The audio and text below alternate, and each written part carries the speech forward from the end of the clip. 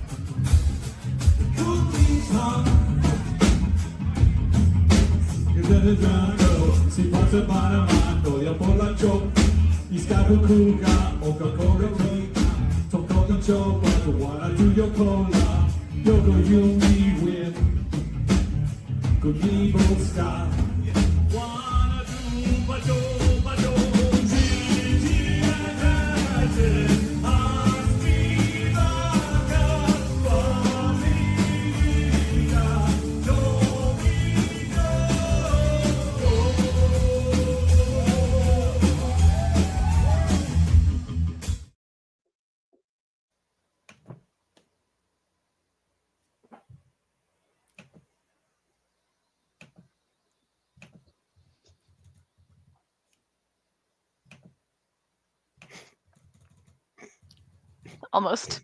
We're so close. We're off to a great start, you guys. Mm-hmm, That's all right. Mm-hmm. Hey, hello there. Good evening, everybody. I'm JB. Are you sure? Is that actually you? Well, maybe. I mean, we'll Okay. swap it around All right. a couple more Good. times. How's that? I'm Sarah. And this is I Know, our Yeah. cozy little corner of the internet where we're celebrating all things fandom. Welcome. Thank you, everybody. Tonight's episode will be airing the week of Thanksgiving. So, of course, naturally, that tends to put us in mind of all the things we're thankful for, reflecting Yeah. on many things in our lives. So, wherever you might happen to be at the moment, whatever it is you're doing, pull up a chair, grab a drink, and thanks for joining us. Yeah, and of course, knowing now the stories with Mark and dealing with his car, that disclaimer was perfect tonight. It absolutely was the car warranty. Yeah, it's been a week here, folks. I don't know about all of you. So I've got the check engine light on my car too. I'm ignoring it like Penny does. So apparently that's a good idea. Who knows what will happen this week? Right? Yeah. All right. How are so you doing, with Princess? that, what are we drinking tonight? Well, we are drinking. We've got a sparkling cranberry mocktail tonight. So this one should be fun. Are you ready? I'm ready. This is the idea of this one. A is very simple. B is as you get through your Thanksgiving food, holiday funds. Hopefully you've got all these ingredients just sort of sitting around. Maybe not necessarily some leftovers, something similar.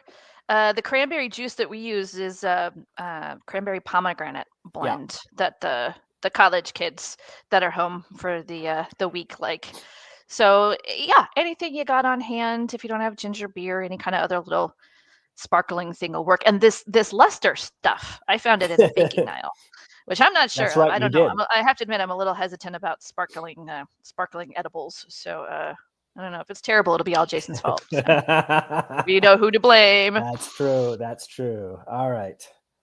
I've got mine mixing here, trying to see the sparkles. Trying not to spill. Yeah, it's a little full. And JB had the great idea that we should try to use these little light up ice cubes that we got from our Mickey boat excursions. Yeah. We kept going to the Jedi bar to tie it to Star Wars, right?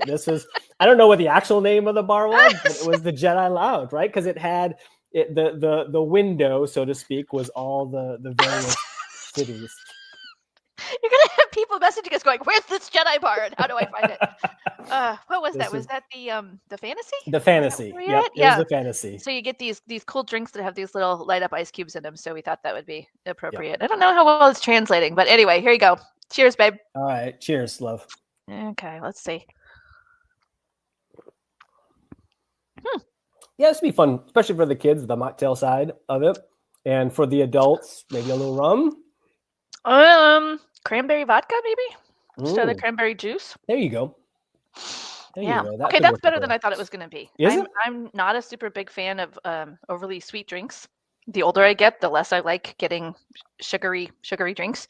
So I was a little worried this was going to be too sweet, but the ginger beer Yeah, the ginger beer has got that offsets it a little bit. Yeah. it's Not got a bad. bit more of Not a bad. tang to it. Mhm. You could definitely our cranberry juice because of the kiddos is a little bit on the sweeter side, but you could definitely Yeah, if you went Not straight bad. cranberry, it'd be a lot more tart. Yep. Don't get a ton from the cinnamon stick, but it's good. Yeah. No, it's I'm glad you're doing the dishes because this Mm. glass is now covered with glitter. yeah, that is true. Thank I can see that. Be forewarned. Forewarned. if it Ah. poofs, it'll get everywhere.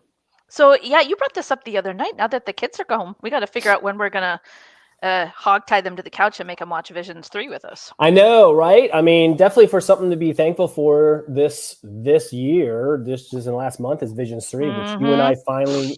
It took us about a week to do it. Well, it's for the schedules to line up, right? To Yeah, have that's time true. to sit down and properly watch them. Yeah, I'm Lo- super excited. We love loved the third this season, idea yeah. since the first one came out. I have to admit, out of all of them, though, I think season 2 was my favorite. Volume 2, I think that was my You favorite. think so? Yeah. Yeah. This one I really enjoyed the pieces themselves, the Yeah. actual episodes. But I have to admit, I'm uber disappointed that we didn't get the cool behind the scenes extras, the shorts. Well, yeah. That was so awesome in season 2. I just loved it, and I'm like, what? It was all in the same country, and you were all there. Celebration was all there. I'm like, we couldn't have sat down and had a little interview with the creators, and I don't know.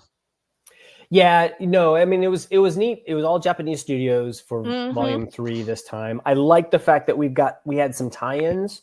I think there was 3 episodes that came back that had continuing stories from Yes. Volume 1. That was fun. Those were all great. I mean, my favorite episode I think out of there was the Birds of Paradise. That was really the good. animation was fantastic. I love the storytelling of it. Won't go into details since if folks haven't seen it. I'm thinking we need to start a new Thanksgiving tradition, and we'll tie the kids to the couch, watch Volume 3 this Thanksgiving, and then we'll do Thanksgiving rather than football and everything else. We'll just do Star Wars every Thanksgiving. Don't worry about a parade. We'll it'll be a Star Wars. I think I can get on board with that. I'm a little worried about the kids, though. I mean, if we really wanted to torture them, we'd make them watch Skeleton Crew. Well, I did think about that. That is the one Star Wars series they haven't seen yet. Our kids are a little besides old Visions. for that to be TBH. Yeah, I don't know. I don't know how well Yes. that would go over. I think they would mutiny, which is appropriate considering it's a pirate show. It is But, a pirate. It is you a know. pirate show. It's a great pirate show. It's grown on me. I have to admit, after seeing it, I was skeptical going in, Ugh. but I think it's as I've gotten Really? some distance from seeing it the first time, I'm looking forward to seeing I'm it again. looking forward to seeing the actors in other things. Yeah. Interesting. I'm really thrilled that Fern, the actress who played Fern, is going to be in the new Buffy. So Oh, that's right. Yeah. I'm super excited about that. That'd be great. But I mean, this is where you got to put your money where your mouth is, right? That you are grateful that there's so many different aspects to Star Wars. When we grew up, there was 3 movies, right? And Well, and yeah. a crap ton load of toys and some really bad cartoons. They were not bad. Oh, come on, dude! They were. They were not bad. They weren't bad when I was a little kid because I didn't know any better. Right. But now that we have things like Visions, where we actually and Well, Rebels okay. and Clone Wars, where we get actual proper adult versions of animation, this is not Ewoks or droids. Okay, this is it's grown and matured, as have we as fans, right? Yes. So I would say that's definitely where the inspiration for tonight's episode came from. Right? It is because we, it's great. VCN is doing the movies that we're thankful for each week. This got us thinking that, hey, what if we look back on for both, growing up as kids watching these movies, as now adults, as a parent, most of the time adults, as parents, what is it about the movies themselves or the Star Wars universe that we can, that we're thankful for? Well, that's the best part about this long-running franchise, right? Is that there's so many things, there's so many angles, there's so many aspects. But of course, the reason we titled our episode what we did, which is if you distill it down far enough, what you're thankful for always comes back down to George Lucas. Yeah, the maker was going to be number one if we. So we put one rule, right? One rule is it's always thank the maker, because in some way, shape, or form, it always leads back down to him. So we don't need to include that in the list because thank the maker always, right? Yeah. How easy was it for you to come up with a list? It was actually kind of hard. Okay. I think I was a bit spoiled for choice. You know what I mean? Interesting. Like it was really difficult to narrow it down. And then I think I kind of went a little bit broader. I was like, okay, rather than narrow, I did a few specific things, but then I was like, okay, well, I need to be more general as opposed to zeroing in on one little tiny thing. Yeah, it's funny because I actually came up with the list pretty quickly and then realized I know you're like over here bragging at me, going, "I got my list already." Shut up, Jason. I did. It is a very kind of meta list. I'll say that as I'm looking back at it. But then I realized that I could probably have easily done a top 10, top 20. I mean, this could be a conversation that could probably go on and on and on and on and on. Especially for us, we tend to ramble a bit. And I think part of it is what you hinted at. Is there's so much now of the how do you break it down? How do you distill it down? Do you narrow the focus? Do you make it a broader topic? There's there's lots of ways to tackle this. Leave it to us to make it overly complicated thing on the week of Thanksgiving. But these are the things with Thanksgiving. It's hopefully about friends, family, reflection, gratitude, and what are the things that are key to each one of us as individuals, but also as a family, and now to the broader VCN family and community. So it was a fun. I had a lot of fun. Each of these top fives are getting better and better. Oh God, don't say that. We're gonna have to hit a I think I don't know if we ever will have to hit a plateau.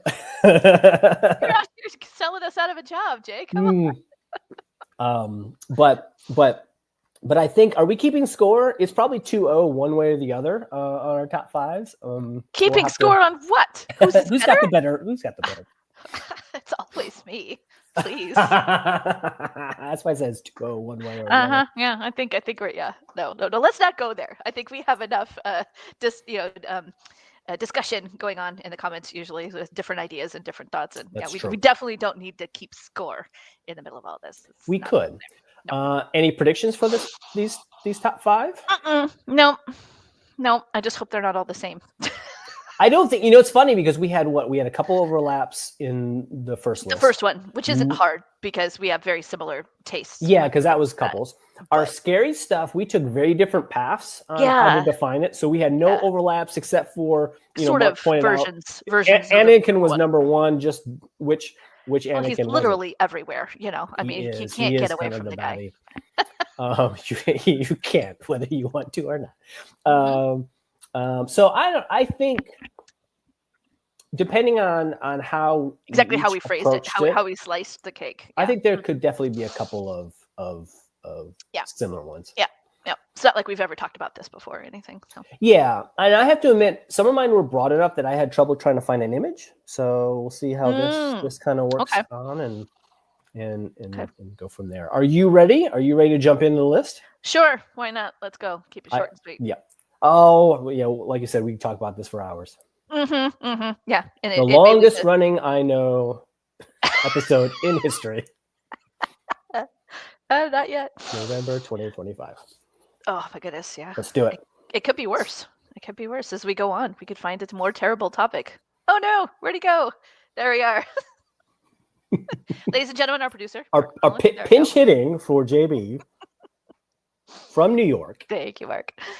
Nothing wants to Alrighty. cooperate today. Is Yes, it I my love it. fever All still out together. burning or my aggravation at the Pep Boys? We'll never know. We just won't know. All of the Happy above, joints. perhaps. And I don't know who's going first today. No.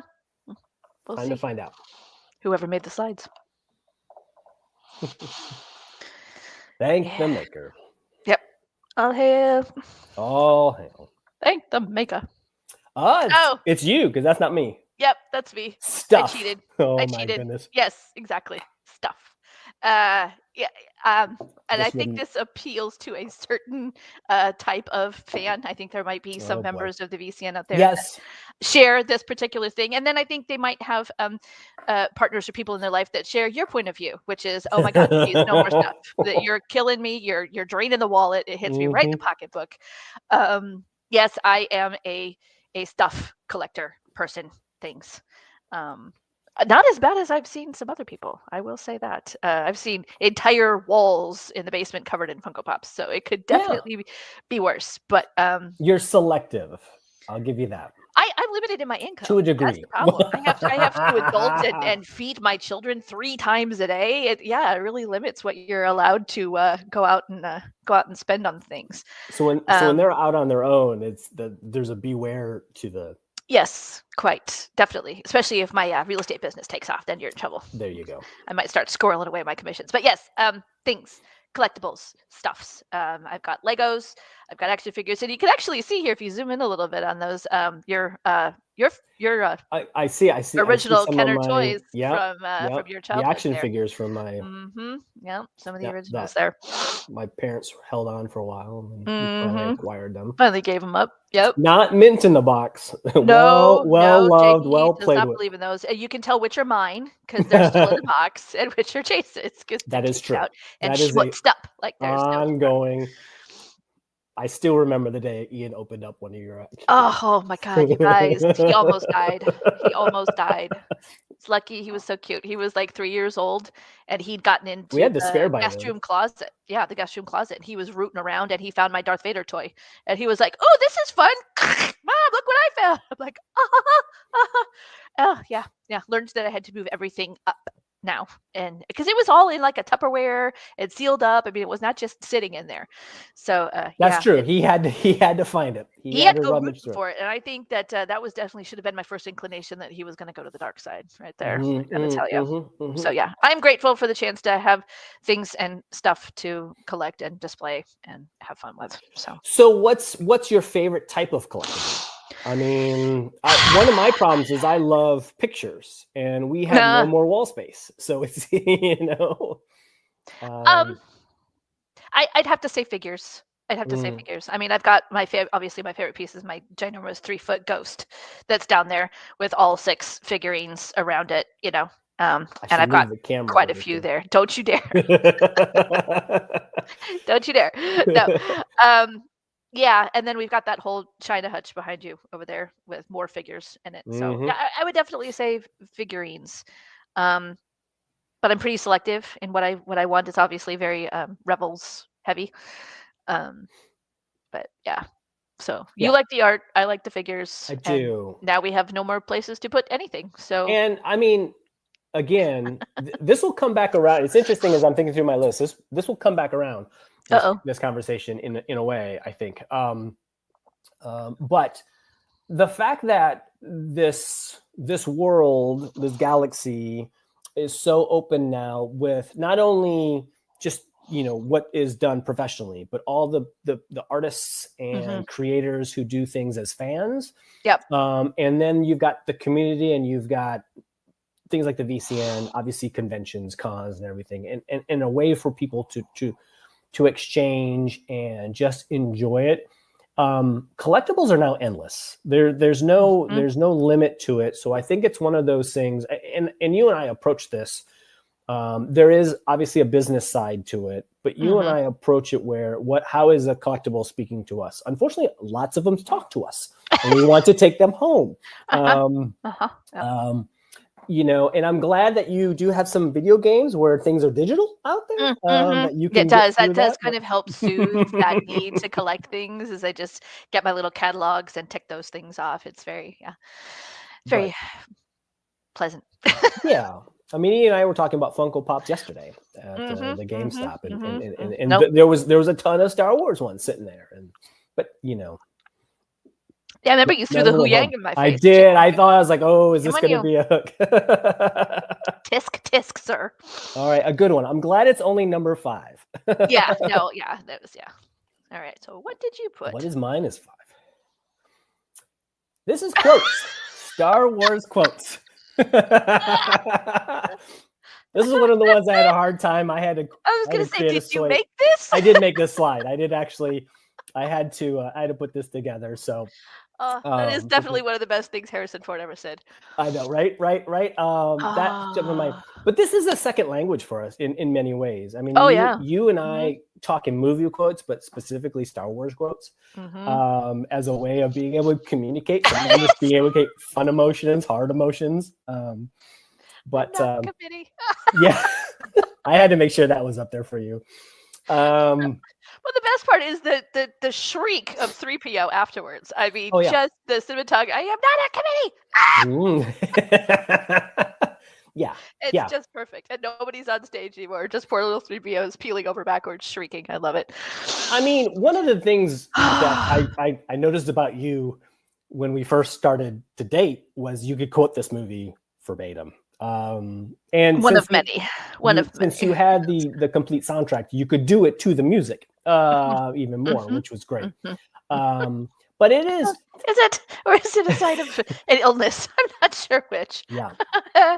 But it's one of those, and I think it's an unfair critique. People have particularly the original series, but even the new series, all of them, there's quotable lines. And if you Google this, you'll get, the 75 top Star Wars quotes or the 100. I mean, there's so many lists and they're different. And unfortunately, I think there's been an unfair critique of George and his writing style that, he'll write Woody dialogue or something. And I think there's definitely some cringeworthy moments in various parts of the movies. All of them. I don't think it's a Star Wars movie if you don't have a cringeworthy moment. Well, you need some cheese on the popcorn. Indiana Jones movie, if you don't have a jump the shark moment. Right? It's just the nature of yes. Yeah. I do think that it's important to listen to the dialogue and the way the dialogue is said. That there is maybe something that they are trying through, again, a very visual medium, but also. You've got Queen Amidala, who's very proper in the way it's a monotone speak. That's done on purpose to try to almost elevate it versus how she's talking when she's more casual on Naboo. When she's Padme, yeah. So those things I think are done on purpose, whether they are successful or not. I think that's a good conversation to have. But the fact that you, I, and even with the kids a little bit, we've brought these quotes into the house. It's how my brother and I used to communicate around my parents. Yeah. We would sit at the dining room table and we would start quoting different parts of movies to basically convey what we were thinking about whatever it is they were telling us we had to do. It used to make my parents nuts. I mean, how many times have we, yelled at each other from K2SO? You're a rebel now. Yep. But then it's just some of the philosophical quotes. I mean, there's tons, obviously, by Yoda or Qui-Gon tend to be the ones that have a lot of gravitas to them. But it's great. I like it being almost a cheat sheet, and then you hook people in. So yes, nice. I agree. I like that one. Interesting. Yeah. Well, I realized it's not just the Lego. That's not what I was going for here. I went for it because we were all wearing our T-shirts and all 4 of us were together. Yeah, I'm incredibly thankful for the global fandom that is Star Wars Celebration and all of the other conventions. They didn't really exist much when we were kids, when we were growing up. And the few that did exist either were nowhere near me or my parents wouldn't be caught dead taking me to it. And now that we've experienced some of them ourselves, I love the fact that this is something we did as a family with our kids and that has been everywhere now, right? It's been to Europe a couple times. It's been to Japan. It's been all over the US. It's a global phenomenon, and that's something I really love about Star Wars. And it brought home really hard for me when I was listening to Gates McFadden's podcast. she bought a house in a small village in France long time ago, and she's been working on fixing it up and making it her own and everything. And she had taken her son there, I want to say probably early 90s. So Star Trek The Next Generation had been on for a while. But at that point, especially like pre-internet, it wasn't nearly the global phenomenon that it is today. Sure, yeah. And they were in their little village and in the pub, and there was a pinball machine that was Star Trek The Next Generation. And her kid was all impressed. He was like, "Hey mom, look, it's you're on a game." And she was like, "This is wild." And she went up and she asked the guy by, she's like, "Oh, this is amazing. Where'd you get it?" He goes, "This? I don't know what this is. I asked for Star Wars." He was mad. He got Star Trek instead of Star Wars. Didn't even know what this show was, but he knew what Star Wars was, even in the early 90s when there wasn't really much of anything out there yet. So I'm very grateful for that, especially for the travels that we've done all over the world. It can even be a universal language, right? If you're wearing a Star Wars t-shirt, people might recognize it. So like I said, things have changed a lot. Nowadays you've got these incredible instantaneous communications, ways to share pictures, you've got video chats, but Star Wars is almost as deeply embedded in international cultures as it is in the United States. So this was one of those ones where I kind of had to go broad. I started very specific, and then I was like, well, yeah, but we've been to other conventions and other places, and those are just as much fun. So so I love Star Wars Legos, so I'm glad you have that pick. We're going to come back to this. Okay. So I'm going to put a pin in it, although I will say I liked your comment about, it's something that you can connect globally, because what I've also found in my professional life, that sports is sort of one of those things that's kind of easy, but Star Wars itself and being a fan of it also ends up connecting you with people as I've moved from job to job to job, or through the career. So it is a connection, which I like. That obviously is. So, but we'll see this again. Okay. My number 4. Yeah. Oh boy. Timothy Zahn. Oh yeah. And Heir to the Empire. This was one of the ones that I was like, I don't know. Do I do it? Do I do it? I was wondering. This is maybe one of the repeats, because this takes us back to when we were starting to date, college. Yep. I think this was like jockeying for fifth place.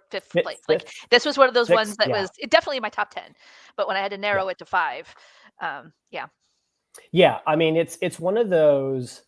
So it's prior to prequels.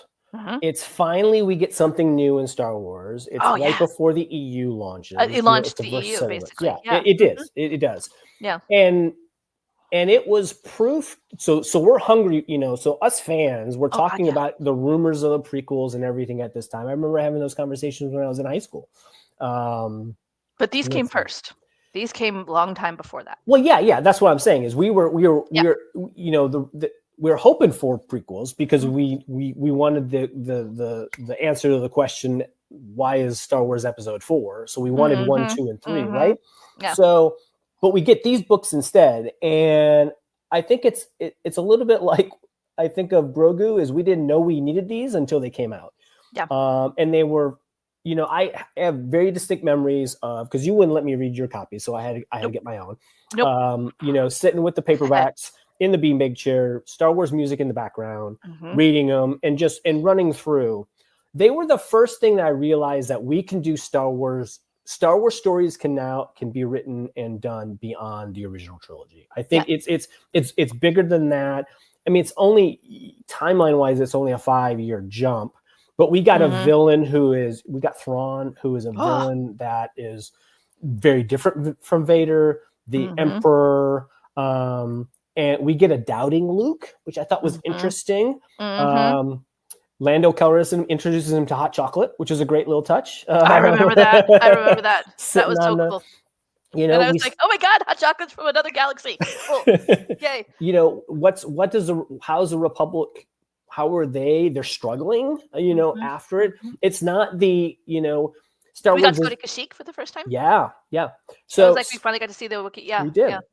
We have this, Star Wars is a fairy tale. So hmm what do we see at the end of episode 6? Everyone's Happily happy, ever we're after. dancing. It's happily ever after.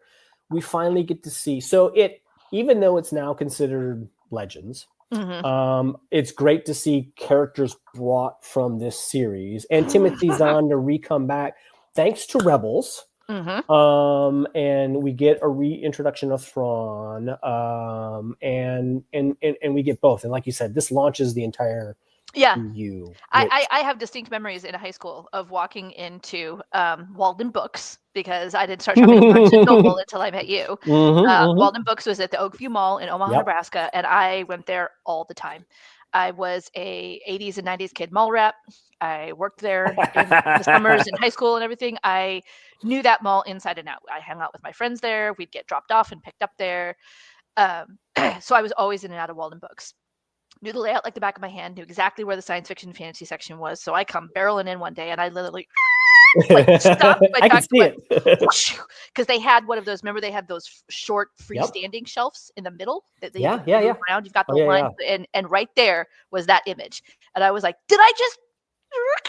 Oh my god, what the hell is this?" And I went running over, and I'm like, "What am I looking at? What am I looking at?" Because I had read, I want to say in middle school, I'd read, what was that book called? Like The Crystal Shard or something like that? I know which book you're talking about, but yes. Yeah, that came out right after. It was supposed to be 4. between like 5 and 6, right? Or was it between 4 and 5? Anyway, it was one Crystal book that Nine. had I been can't believe I can't written remember. in between the original trilogy. And I actually didn't like it. It was right? fine, but I read a lot. I started reading Nancy Drew books when I was 5 years old, and progressed from there. So I really have a particular style and a particular rhythm and a particular level of writing that I like. And to me, this book felt more like a long comic book with no pictures. Like I really struggled with the writing style because I remember talking to my English teacher at the time because I really loved her. And I was like, I love Star Wars. Why don't I love this book? Like, what's wrong with me? And so she would help me break it down. And then she's like, okay, what don't you like about this? And I'm like, it's clunky. It doesn't read well. Mm-hmm. So I have to admit, when I saw this book, I was like, oh God, it's more bad Star Wars. What is going on? What's happening? Splinter of the Mind's Eye is the name of it. That's what it is. Splinter Shard. 78 came out, but it had, it had the funny crystal. That's exactly what I remember. I was just going to say the ice and the that was it. So I have to admit, I was so leery about this book. I was like, oh no, and I was devastated. I'm like, what do you mean episode 7? What do you mean this is I was like, what happened? George isn't going to do the thing? And I could remember reading the inside jacket of the cover. It said that he was handpicked by George Lucas. And I was like, okay. And again, all hail, thank the maker. We wouldn't have Timothy Zahn or Thrawn without George Lucas, right? Absolutely. And so, but I was swept up by this writing. I was completely drawn into it. And so to me, what I most appreciate this book is that it helped me differentiate between what I consider my opinion, the difference between good Star Wars books and bad Star Wars books. Okay. Well, I mean, it helped that Timothy Zahn had been writing space operas beforehand, which is great because after reading these, it got me into some of his other Well, books. He actually also writes hard SF because some of his other Thrawn books that I've read were really hard for me. They were major snoozers because it was all technical and logistics and space battles. Some of that. And there was very little character-driven story. And I'm like, when I'm trying to read that, because it's good. He does it well. And I was like, that's it? That's it? It's a whole book of space battles. You're not going to give me anything else? Really? No personal development at all? Okay. So I was very pleasantly surprised that he was able to bring in the novelization, the space opera, the character stories in the Heir to the Empire trilogy. So yeah, major kudos. I agree. Just didn't quite make the top 5. Didn't make it. It was outside looking in. It was close. Yep. All right, number 3. Okay, The Man with the Hat. Man with the Hat. Yeah. Maker's Apprentice. Yep. Exactly. acolyte? Again, all hail the maker. Again, handpicked by George Lucas, and all I can say is that while I don't agree with every decision he's made or been forced into making, I'm not sure which. Oh, no. I can say with my whole chest, I am so glad that when he got the phone call, he stumbled and bubbled and was like, "You have no idea how the guy I am." Thank goodness. Thank the maker that's what he said. So much of what I love most in Star Wars in the last 20 years originated here in one way, shape, or form or another, up to and including the Acolyte. He helped, he sponsored, he pushed Leslie into doing her show, her way, her story. So yeah. Thank the maker. Yeah, I agree. He's become George's apprentice in his own right now. Has become Clone Wars, Rebels, Mandalorian, Ahsoka, the Acolyte, Book of Boba Fett. I mean, all these things are directly tied to him and his vision, as flawed as it may be in some cases. Well, he's obviously a creator and artist first, visual again, a lot like George. In this case with animation. I'm glad George was willing to take a risk on animation. He was taking Star Wars in a certain direction at the time, and wanted to get into that, in that medium, and was able to pick somebody. I mean, it is funny. Anytime there's a couple different ways, but to listen to Dave Filoni talk about the time where he met him and George is looking at his artwork, and he almost blows it on the original telephone call because he's thinking he's being punked. He thinks he's being punked. Yep. But he is at first, when it comes to Star Wars, he's a humble fan. He recognizes what the story is trying to do. He recognizes what he doesn't know. And what he doesn't know. And and he has just been, and again, I think it's one of those things that George does actually really well is imparting the wisdom that he has, trying to explain of where he's taking the story, and then allowing the students then to go. And he's done that by having different directors and people writing some of the movies. And then again, with Clone Wars, you definitely see, I think, as we've been going through the rewatch, probably George is doing less and less oversight than he did in the first couple seasons. And then well, that's one of Henry Gilroy's most famous quotes, right? Is that in Clone Wars, you only had to make one person happy. And that person was George Lucas, So in a way, Dave is also connected to Henry Gilroy and everything. The reason that he's in Rebels is because he was part of the Clone Wars team, So again, that's one of those things where I had to keep zooming out the camera a little bit more. I'm thankful for this one thing. How far back is it connected? How far back does it go other than the maker? And Dave is also very connected with the fandom. He loves it. He's an encyclopedia of knowledge. And so he's able to pull people into this universe, but also kind of, as creators are what they are, right? They want to create and they want to take things in directions. And he's now got the fun job of trying to corral those cats, and keep Star Wars, the essence of what it is, but there's so much that you can expand out, which will be something interesting to talk about in a little bit. But I think he has a very unenviable job of wanting to support creators and support new visions and new ideas whilst having to wrangle the bureaucratic money-making side of things. He has to walk that fine line in the middle. So very grateful. Yep. All right. How about you? So number 3, this is all Johnny Williams and Star Wars music, right? I chose this picture because this was the CD that I owned in college that I listened to over and over and over and over and over and over again, probably while reading Timothy Zahn's books. But the music, I thought about actually putting a picture of the LP because that was, as we talked about in our very first episode, is something that my parents had the record and the I vinyl. listened to.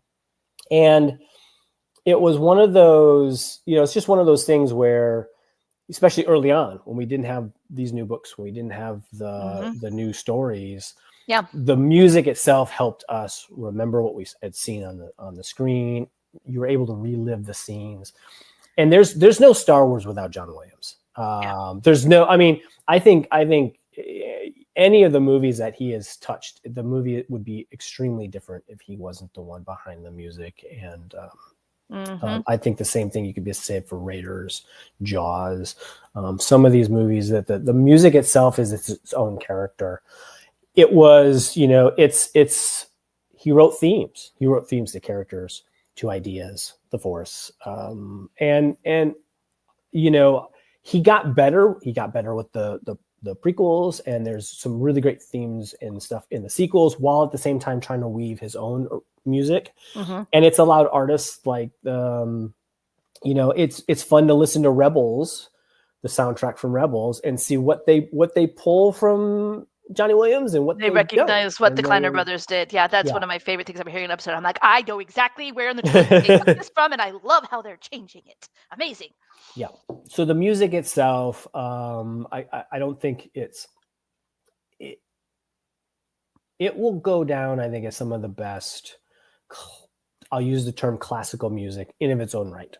The fact that it's tied to a movie score is irrelevant. It'll, as it goes in the future, it will long live, you know, the films themselves. So, well, to use your phrase, we'll put a pin in this. Got it.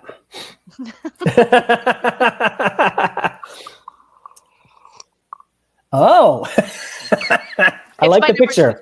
It's my number 2 choice. Yes, Johnny Williams. Yep, that's him. That's a great photo, especially with the crowd.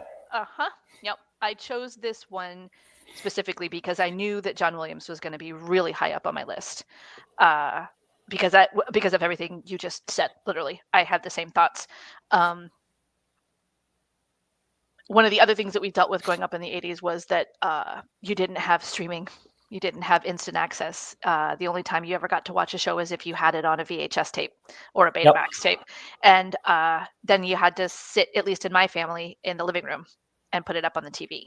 And my mother had very little patience for that kind of thing. It was a very rare day that I could sit down and watch any episode of Star Wars whenever I wanted. It didn't happen. However, I did have a Walkman and then a Discman that lived in from about age 9 to about age 16 when I got my license. I walked around with that thing on all the time. I had it on when I was trying to go to sleep at night. And so I had cassette tapes, I had mixtapes, I had CDs, and I could listen to Star Wars music whenever I wanted to. And my mom couldn't make me turn it off. So until I got books and DVDs and my own space in college where I could listen to and watch whenever I wanted, Johnny Williams's music was it for me. It was my Star Wars. It was something I could listen to in the background. It would fire off my imagination. And very few things made me stabbier as a fan than when people would bag on Star Wars music. It would set me off like a Roman candle. I would get so angry because no one seemed to understand that this was original music written and conducted by a person in an entire orchestra. And so, I used to have knockdown, drag out fights in high school and even early years of college, trying to explain to people what a big deal this was. And, with the advent of the internet, being able to look up all this stuff, the reason I picked this picture is because it was put out by the LA Philharmonic. Yeah. This is the Hollywood Bowl. This is actually where I went last August after the second family vacation. I went up and visited my godfather, and he and his husband took me to the Hollywood Bowl, and I watched a production there. And for the first time this year, the LA Harmonic has named it a stage. The stage is now the John Williams stage. Nice. For this season. And I learned what a huge deal that is, because initially the orchestra, the Philharmonic, was required to play John Williams's music during productions or venues or evenings or whatever. And they hated it. They thought it was beneath them. And in fact, the members of the Philharmonic would actually intentionally make mistakes in what they were supposed to be playing to make it sound bad, to screw it up, to make it less interesting or less pleasurable, especially for people who didn't know the music. They actually got called out by music critics in the media and in the paper, calling them out on being such shits for doing that. that it was snobbish and it was unfair. And so this was, in my opinion, kind of their way of saying, sorry. Sorry. You're way better than we thought. Like you've shown it over and over and over again, decades and decades later. So I absolutely 100% agree.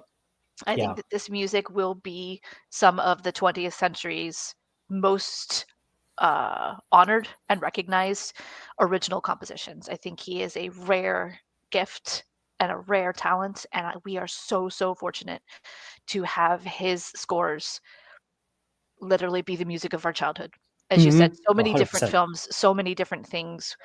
And I agree, Star Wars would not be what it was if the maker had not convinced Johnny, if he had not listened to Steven, who said, you want Johnny, I don't think it would be what it is. I think it even happened in Visions. The ones that got me the most were the ones that were written with the thematic music specifically designed to honor John Williams. And I didn't know that at the time, but I picked up my favorite one and then I learned about it and I'm like, yep. So it's number two for me. No, yeah, it's funny.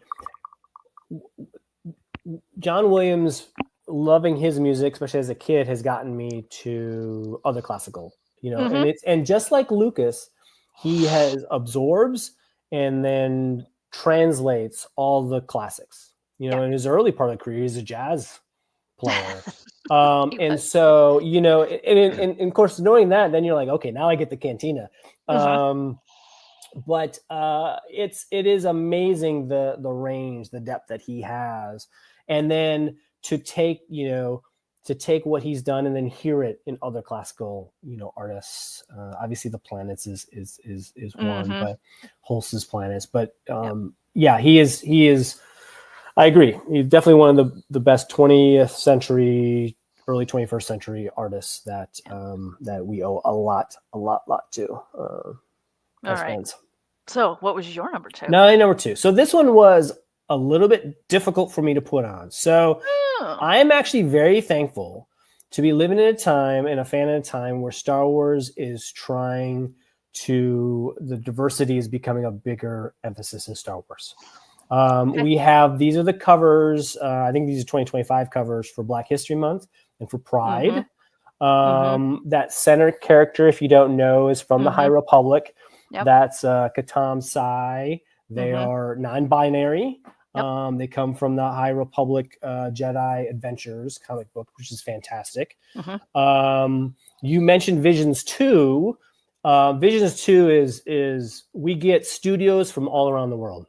Right. And these were some of my top two from Spain and then from India, from the Sith and then the Bandits of Golak. The Bandits, that's what it was. Yep. And then, Acolyte is a fantastic series. Acolyte is a fantastic Star Wars series, period. End discussion. Yep. Yeah. And I greatly appreciate that we are there's an argument out there that Star Wars has, because we bring in aliens and science fiction can kind of talk about social issues, but I am so glad to see that on our human characters, we are trying to get a much more representative cast. Yeah. And we can do it. We see it a little bit more in the comic books, in the Visions, and I'll say some of the outlining stories. What I'm hoping that we can get it a little bit more mainstream, which is why I actually really like the fact that we get Rey as our hero out of the episode 7 through 9. Star Wars needs to continue that. I'm a little bit nervous that corporate interests are going to try to temper this down, but we need to put the foot on the pedal and continue to go, because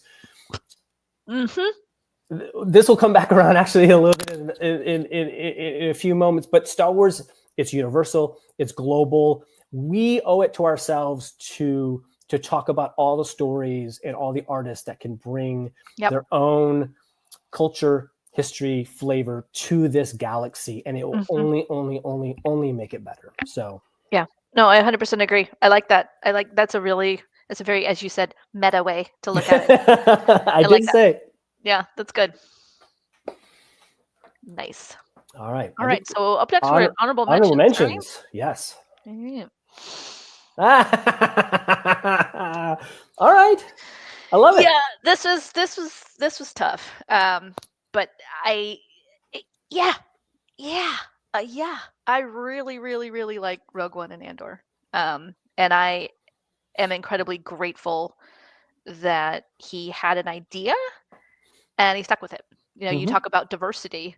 Look at the cast in Rogue Yeah. One. Oh, You know what I 100%. mean? And then again in Andor, it's repeated, it's expanded, um, and it's just it's gutsy. You know, it's gutsy in a fandom and a culture and a story idea where you have space wizards and light swords. Hmm. To do an entire story that has practically nothing to do with space wizards or Yeah. light swords, and to stick with it and not give up. You know, that's amazing. That's incredible to me, and I'm so grateful that not only did he do it, but he pulled it off in such a fantastic way. Hmm. Such a fantastic way. Um, so I hope he goes on to do more. There's kind of rumors, there's Mm. ideas and more things he's interested in. Since it was such just a small slice of Star Wars, I kind of felt like it's not quite fair to actually put him in my top 10. Yeah. That's why he's got honorable mention. I would love to see more. And so maybe another 5, 10 years when we do another top 5 list, it'll be a little higher up there, I like your optimism. right? Yeah, yeah. Definitely 10 years from now. There you are. In our, I can't do the Yeah, math, 12 times 10, yeah, 120th yeah. episode. All right, so there uh, we no, I love it. Yeah, Andor and Rogue One. It speaks to me two things. One is, like you said, is it's not space wizards and necessarily the Force, but the seeds of it are, hell, they're in the crawl of episode 4. You know, how do we get these space plans, the Yep. plans of the Death Star, and becomes Rogue One, and then, you know, and I mean, let's face it, George gave us a trade federation blockade, so there, you know, his world that he has so many facets and so many parts, which allows somebody like a Gilroy to and these creators to take a thread and run with it and keep it in Star Wars. It has a different style, it has a different And they flavor. threaded the needle phenomenally in Yeah. there. As someone who's Yeah. obsessed with continuity, I could not be more pleased, even It with was- all of the yeah. changes and the bits that they had to do. Yeah. Yeah, So- gave us some fantastic storytelling, and it fits. Acting, It fits. incredible writing, incredible acting, incredible production design, costuming, music, all of it. Yep. I mean, it was top notch. And I hope he does more. Lots more. Yeah. Lots more. Yeah, and it is a piece of Star Wars. It's different than other parts of Star Wars, and that's good. And I'm so okay. grateful for that. And Yeah, it's great. like we need to do more. We need more. And of one's that. not better than the other. It's just it's adding to the tapestry of what this galaxy is. Yep. All right. Speaking of creators, so Oh, honorable you're mention for going me deep. was Look at you outside going of there with Star a Wars, deep right? cuts. So Joseph Campbell, and specifically his book, A Hero with a Thousand Faces. I will fully admit I didn't know exactly who he was, nor did I understand his connection to Star Wars until you brought it up. So again, a lot of my references are back to our college years. So I'm not quite sure what You're welcome. that says. That's right. But yeah, and this ties into what we were just talking about with the diversity in Star Wars is that Joseph Campbell, his argument, especially in Hero with a Thousand Faces, is that we all sort of in our psyche have this myth that's underlying across all cultures, all people. It's something that's handed down to us from generation to generation. Yep. And Star Wars is that. Star Wars is that story. It's a hero's journey. In episodes 4, 5, and 6 are sort of a piece of it, but there's more. There's more to it. When you read. As soon as I watched his interviews. Have Joseph talk about Star Wars. I read the books, multiple books. I went down a rabbit hole back in college and shortly after. Yes, you did. Him, as you will attest. But I think it's a testament to the weight of our humanity that is found in these stories with wizards and lightsabers and galactic battles. And so it's great that that George was a huge fan, that George was specifically tapping into the thoughts that Joseph Campbell was doing in his academia and wanted to bring in a more modern way. way. Yeah, in a modern storytelling using modern media. Yeah. And I think I shouldn't say as long as, but my hope is that as the creators, as LucasArts, Disney, keep this as sort of the North Star, of Star Wars, we're going to continue to get better and better stories, and it's going to stay true. Yeah, and I don't necessarily like that because it's I don't want to argue what's true or what's not. What isn't Star Wars? Yeah, but I think that's it's an important part that we can play as fans. Pod of Rebellion, which is Rebels rewatch with some of the cast, some of the voice actors, recently had Henry Gilroy on, and he made some comments, and I was like, yes, like this was totally along the same thought patterns and lines that I was thinking. And most people in the comments on Instagram, when they posted their little short clip of it, were agreeing. And there was one person who was like, "Oh, all due respect, I don't think it's right for you to come out and say things like this. Like, there's already so much, division and stuff among fandoms. You shouldn't be dividing people." And I'm like, I didn't say anything in the comments because I didn't want to get banned or start a flame war. But I actually disagree. I think that it's important to have constructive criticism as fans. I think the way we keep the giant money-making bureaucratic ship on the right path is to come forward and say, like Disney, right? Like it all started with a mouse, right? It all started with the maker. It started with Joseph Campbell. It started with myths, fairy tales, and legends. Like that's where it started.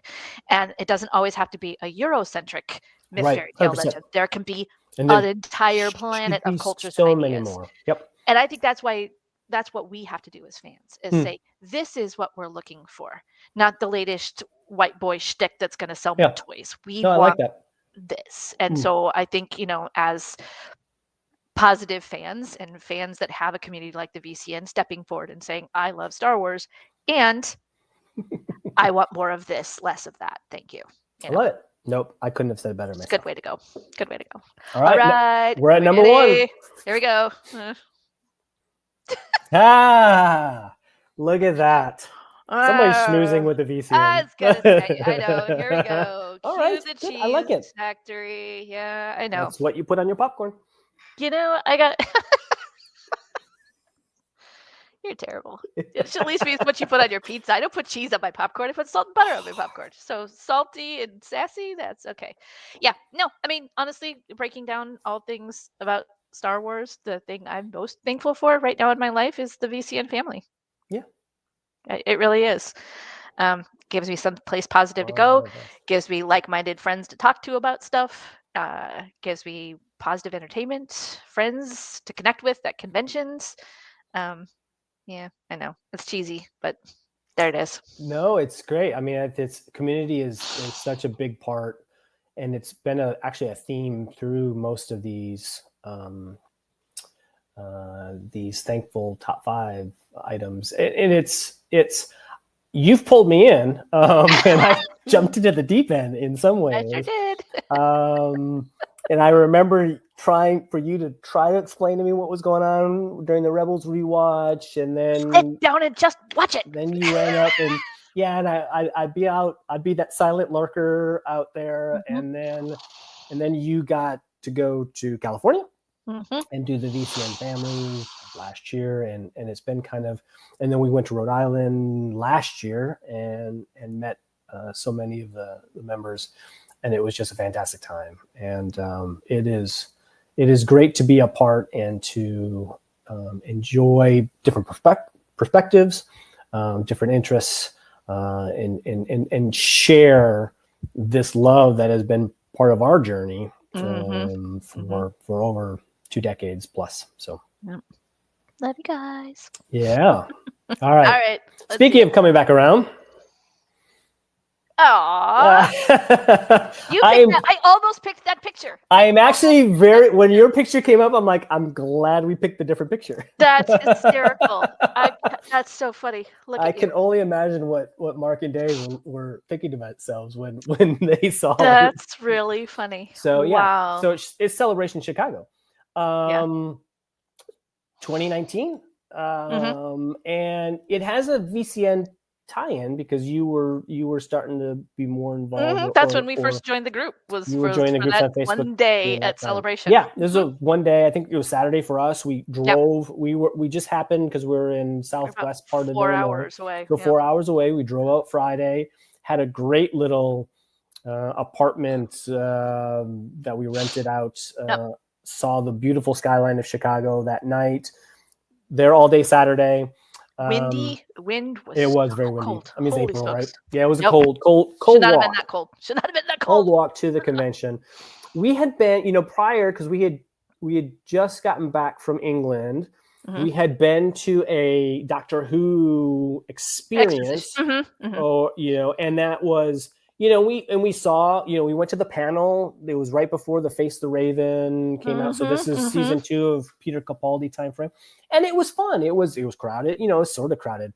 This was Insane. next level 10 times, right? Well, and I'd gone to London Film and Comic-Con right before we left, Right. in 2017. But I went on my own because the kids didn't want to go, and you couldn't get away from work. So I'd been to that too, which was much bigger. Yeah. That was much bigger. So I kind of got a taste of it, and I knew I didn't want to go by myself again. Yeah. So it was great. I mean, the kids each got Ian got Timothy Zahn to sign his books. Sign his Thrawn books. Yep. And then Tyler got his Ahsoka book. Had an local artist, do Ahsoka drawing, and we've got one of her prints. And so it was great to get them involved and get them. Hopefully, they don't quite take the collectible gene that you have. Don't seem to be. Not At least until they can earn their own money. Yeah, they have to take it to their own house. They can't do it in here. We don't have any room. But yeah, I mean, Celebration. It was great.